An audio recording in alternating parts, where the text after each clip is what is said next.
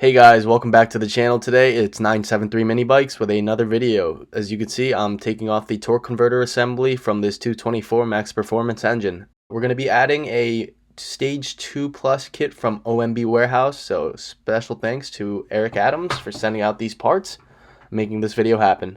So these parts will hop up this motor's performance and the longevity, as billet parts are essential in high performance engines. So here I'm just taking off the 420 gold chain from RK Takasago.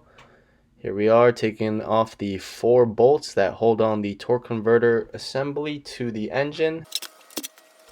Now we're just taking off the bolts for the side cover so we could get that out of the way, and also we're going to move on to the air filter, so basically everything that's an accessory on this engine. To remove the kill switch from the pull start, just lightly tap it with a hammer. Also, go join the Mini Bike Hub Facebook group. We have 2,600 members currently. There's the air filter we talked about, and now the motor can be ripped out of the frame after loosening the 4 bolts that hold it to the engine riser mount plate. So there we are, the motor is now out of the frame, and it's time to rip it apart. Now there's going to be 4 8mm holding the valve cover onto the head. You're just going to remove those lightly with a impact. And then to remove the flywheel, you pry on it and then you hammer on the one side. It should come right off like this.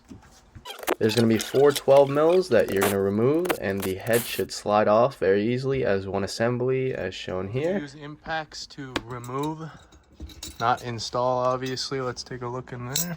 That looks fairly clean, Tom. So before cracking open the side cover, don't forget to drain the oil, or you're going to have about half a quart all over the workbench or over yourself. So just don't forget to drain the oil.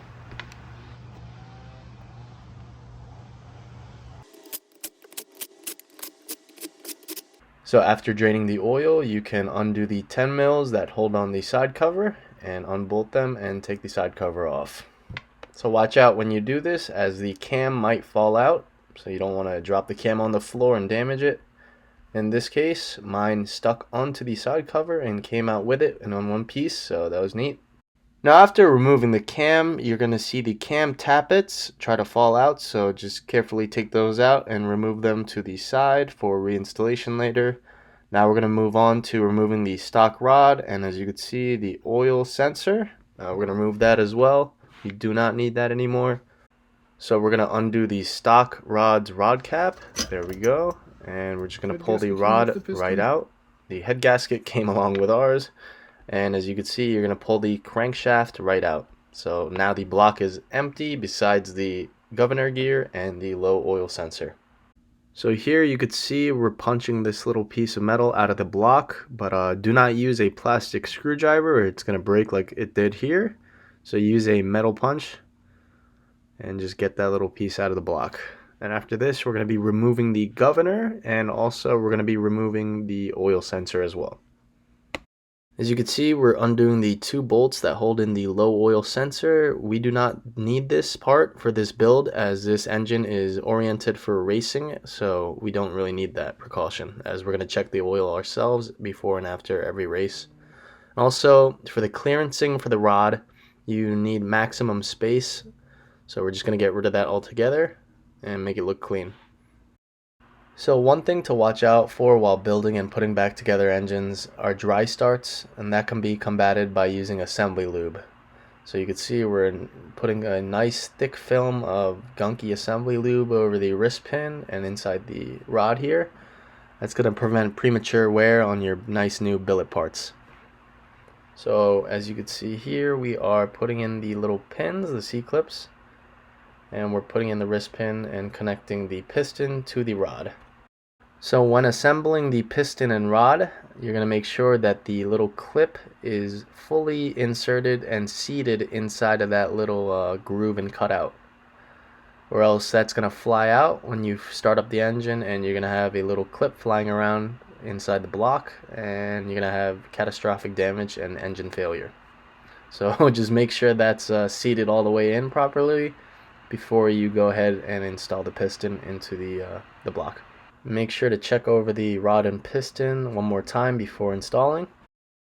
Now when installing the rod bearings into the rod, make sure that the little notches on the bearing line up with the notches on the rod, or else you will have catastrophic engine failure. So just make sure that's correct.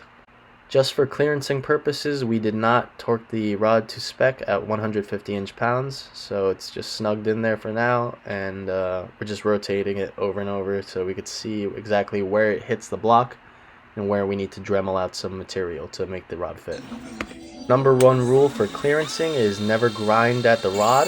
That's a big no-no, so as you can see here, we are grinding down some of the block for a clearance. And you just want to go really easy with this. You want to be very cautious when starting this process. You only want to take away what you need to take away, basically. Take too much away and the rigidity of the block is compromised and it's a failure. So here's the finished product. There were 3 points that needed grinding and dremeling. There's 1 at the top of the cylinder, 2 at the bottom, I took it away a lot, and 3 at the back near the low oil sensor. So here we are, torquing the rod bolts to spec, starting at 60 inch-pounds, making your way up by 20 all the way to 150 inch-pounds. Make sure it's inch-pounds, not foot or feet, as you're going to snap a rod bolt. So there you can see we're slowly spinning the motor over by hand after reassembling. And at this point you're just going to want to make sure that the clearancing you did to the block works with the rod. Alrighty guys, so you're going to put your cam tappets back into place. And then take your cam in this place. I'm taking my stock cam because my actual cam has not arrived yet. Line up the dots. And you are in timing. Make sure everything rotates smoothly. Now we install the dowels into the block and just throw the side cover back on.